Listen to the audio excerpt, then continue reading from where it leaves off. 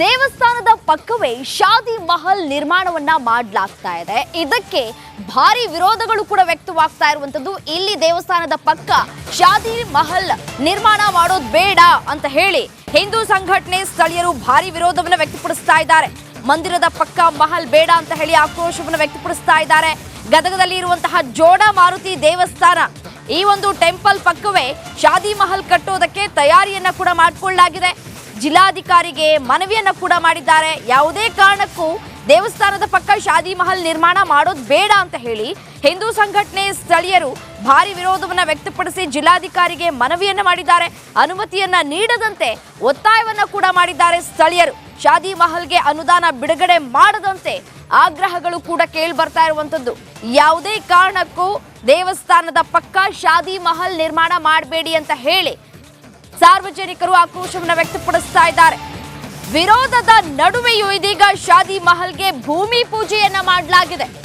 ಸಾಕಷ್ಟು ವಿರೋಧಗಳು ಕೂಡ ಕೇಳಿ ಬಂದ ಬೆನ್ನಲ್ಲೇ ಆದರೂ ಕೂಡ ಆ ಒಂದು ಶಾದಿ ಮಹಲ್ ಭೂಮಿ ಪೂಜೆಯನ್ನ ನೆರವೇರಿಸಲಾಗಿದೆ. ಭೂಮಿ ಪೂಜೆಯನ್ನ ಸಚಿವ ಎಚ್.ಕೆ. ಪಾಟೀಲ್ ಮಾಡಿದ್ದಾರೆ. ಶಾದಿ ಮಹಲ್ ಕಟ್ಟೋದಕ್ಕೆ ಅಂತ ಹೇಳಿ 1 ಕೋಟಿ ರೂಪಾಯಿ ಅನುದಾನವನ್ನ ಕೂಡ ಬಿಡುಗಡೆ ಮಾಡಲಾಗಿದೆ. ಅಲ್ಪಸಂಖ್ಯಾತರ ಇಲಾಖೆಯಿಂದ ಅನುದಾನವನ್ನ ಬಿಡುಗಡೆ ಮಾಡಲಾಗಿರುವಂತದ್ದು. ದೇವಸ್ಥಾನದ ಪಕ್ಕ ಯಾವುದೇ ಶಾದಿ ಮಹಲ್ ನಿರ್ಮಾಣ ಮಾಡೋದು ಬೇಡ ಅಂತ ಹೇಳಿ ಸಾರ್ವಜನಿಕರು ಹಿಂದೂ ಸಂಘಟನೆಗಳು ಆಕ್ರೋಶವನ್ನ ವ್ಯಕ್ತಪಡಿಸಿದ್ವು. ಅದೇ ರೀತಿಯಾಗಿ ಜಿಲ್ಲಾಧಿಕಾರಿಗೆ ಮನವಿಯನ್ನ ಕೂಡ ಮಾಡಿದ್ರು. ಯಾವುದೇ ಕಾರಣಕ್ಕೂ ಅನುಮತಿಯನ್ನ ಕೊಡಬೇಡಿ, ಅದೇ ರೀತಿಯಾಗಿ ಅನುದಾನವನ್ನ ಬಿಡುಗಡೆ ಮಾಡಬೇಡಿ ಅಂತ ಹೇಳಿ ಒತ್ತಾಯವನ್ನ ಕೂಡ ಮಾಡಿದ್ರು. ಆದರೂ ಕೂಡ ವಿರೋಧದ ನಡುವೆಯೂ ಕೂಡ ಶಾದಿ ಮಹಲ್ಗೆ ಭೂಮಿ ಪೂಜೆಯನ್ನ ನೆರವೇರಿಸಲಾಗಿದೆ. ಈ ಕುರಿತು ಮತ್ತಷ್ಟು ಡೀಟೇಲ್ಸ್ ಕೊಡ್ತಾ ಹೋಗ್ತಾರೆ ನನ್ನ ಕಲೀಗ್ ಮಂಜು ಪತ್ತಾರ್ ನೇರ ಸಂಪರ್ಕದಲ್ಲಿ ಜಾಯಿನ್ ಆಗ್ತಾ ಇದ್ದಾರೆ. ಏನು ಮಂಜು, ದೇವಸ್ಥಾನದ ಪಕ್ಕ ಶಾದಿ ಮಹಲ್ ನಿರ್ಮಾಣ ಮಾಡೋದು ಬೇಡ ಅನ್ನುವಂತಹ ಆಕ್ರೋಶಗಳು ಜಾಸ್ತಿ ಆಗ್ತಾನೆ ಇದೆ. ಆದರೂ ಕೂಡ ಭೂಮಿ ಪೂಜೆ ನೆರವೇರಿಸಲಾಗಿದೆ. ಏನ್ ಹೇಳ್ತಾರೆ ಸ್ಥಳೀಯರು? ಡೀಟೇಲ್ಸ್ ಕೊಡ್ತಾ ಹೋಗೋದಾದ್ರೆ.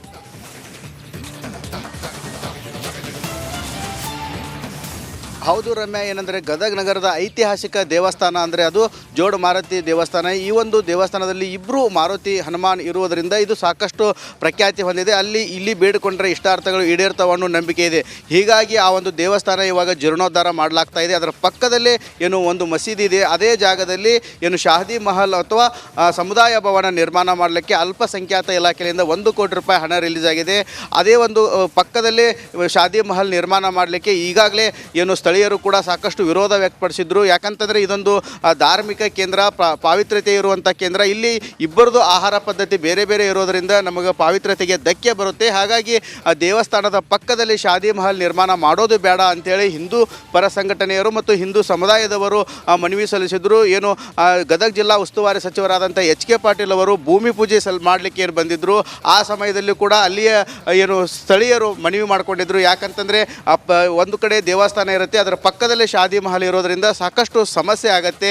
ಮುಂದೆ ಕೋಮು ಸೌಹಾರ್ದತೆಗೂ ಕೂಡ ಧಕ್ಕೆ ಆಗುವಂಥ ಲಕ್ಷಣಗಳಿರ್ತವೆ. ಹೀಗಾಗಿ ಈ ಒಂದು ದೇವಸ್ಥಾನದ ಪಕ್ಕದಲ್ಲಿ ಶಾದಿ ಮಹಲ್ ನಿರ್ಮಾಣಕ್ಕೆ ಅವಕಾಶ ಮಾಡಿಕೊಡಬಾರ್ದು ಅಂತೇಳಿ ಮನವಿ ಸಲ್ಲಿಸಿದರು. ಆದರೂ ಕೂಡ ಅಂದು ಗದಗ ಜಿಲ್ಲಾ ಉಸ್ತುವಾರಿ ಸಚಿವರಾದಂಥ ಎಚ್.ಕೆ. ಪಾಟೀಲ್ ಅವರು ಭೂಮಿ ಪೂಜೆ ಸಲ್ಲಿಸಿದ್ದಾರೆ. ಹೀಗಾಗಿ ಹಿಂದೂ ಪರ ಸಂಘಟನೆಗಳು ಮತ್ತು ಸ್ಥಳೀಯರು ಕೂಡ ಸಾಕಷ್ಟು ಆಕ್ರೋಶ ವ್ಯಕ್ತಪಡಿಸ್ತಾ ಇದ್ದಾರೆ. ಜಿಲ್ಲಾಧಿಕಾರಿಗಳಿಗೆ ಮನವಿ ಸಲ್ಲಿಸಿ ಯಾವುದೇ ಕಾರಣಕ್ಕೂ ಅಲ್ಪಸಂಖ್ಯಾತ ಇಲಾಖೆಯಿಂದ 1 ಕೋಟಿ ರೂಪಾಯಿ ಹಣ ಏನು ಬರ್ತಾ ಇದೆ ಇದನ್ನು ರಿಲೀಸ್ ಮಾಡಬಾರ್ದು, ಇಲ್ಲಿ ಶಾದಿ ಮಹಲ್ ನಿರ್ಮಾಣ ಮಾಡಬಾರ್ದು ಅಂತೇಳಿ ಒತ್ತಾಯ ಮಾಡಿದ್ದಾರೆ. ಓಕೆ ಮಂಜು, ಧನ್ಯವಾದ ತಮ್ಮೆಲ್ಲ ಮಾಹಿತಿಗಾಗಿ.